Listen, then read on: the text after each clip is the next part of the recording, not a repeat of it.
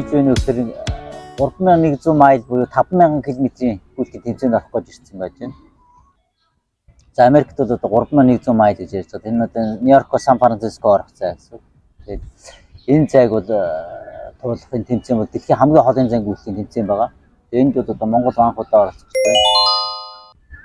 Тэгээд энэ тэмцээнийг гүйх зам нь болохоор яг энэ сургууль, энэ Томас Эдисоны сургуулийг тойрч гүйдэг энэ сургуулийн байшин болоод энэ паркийг тойроод гүйж байгаа. Нэг тойроход 1 км.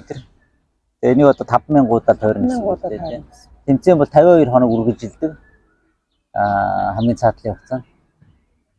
Тэгээд яг энэ тэмцээний дэлхийн дээд рекорд нь 40 хоног 9 цаг байдаг. За миний хувьд бол бас энэ одоо сайн гүйх хэрэгтэй. Тэгээд 40 хоногт нь дэлхийн рекордыг тогтоочих санаатай байна. Тэгээд чадахгүй ядаж авраг бол идэл гэсэн бодолтой. За тэг ямар ч авраг бол авраг бол чадахгүй байвал ядаж энэ нэг 52 хоногт багт замаа дуусгах даа. Энд орохын тулд одоо энэ олон өдрийн гүйлтийн тэмцээнүүд тийм одоо эхний 3 байрт орсон тийм хүмүүс орох эрхтэй болж байгаа юм да. Олимпик хүмүүс мэддэг, олимпич одоо дэлхийн аврагт орсон эхний 5 байрны хүмүүс ч ордог шүү дээ олимпик.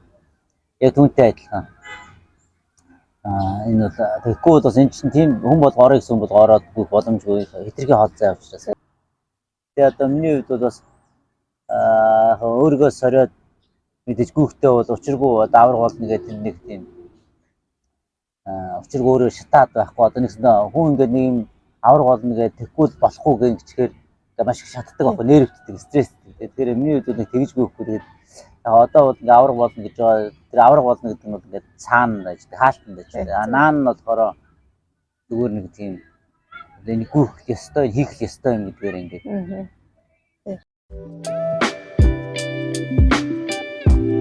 Энэ гүйснээрээ өнөөдөр би өөрийгөө ялан дийлж байна тийм.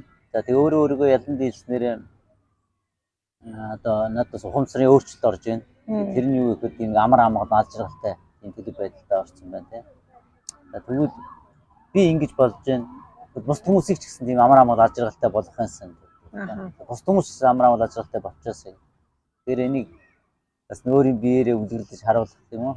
Одоо энэ юм тэр олон тэмцээнд ороод ингээд гүгээд явах нь өөрөө хүнд ер нь юм боломж байдаг шүү. Хүн болгонд юм хүчин чадал байдаг шүү гэдэг. Би нэг бусдаас онцгой төрсөн юм байхгүй. Бусдын л адил, бүхний адил. Тэр хүн хамгийн гол өөрийнхөө хязгаарыг даваад тэр сэтгэлийн амар амгалан тийм юмд орчдөг.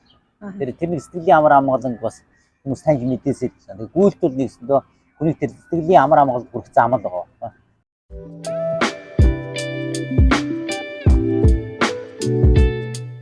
Энэ тухайнаар тайлбарсан үү? Гүүх үед одоо ингээд цусны эргэлт сайжирдаг.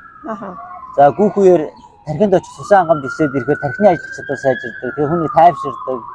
Тэгээ гүүх үед бас одоо хүнээс 2 төрлийн гормон ялгарч ирж байна. Тийм тайвширдаг, амар амгалан байх, аз жаргалтай байх тийм гормонууд ялгарч идэв юм хүнээс. Стресс депресстэй хүмүүс тэр стресс депресс найрладаг тийм ээ.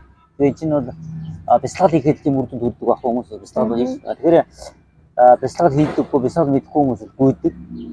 Гүүхээр нэг сайхан болчдөг ч юм тийм.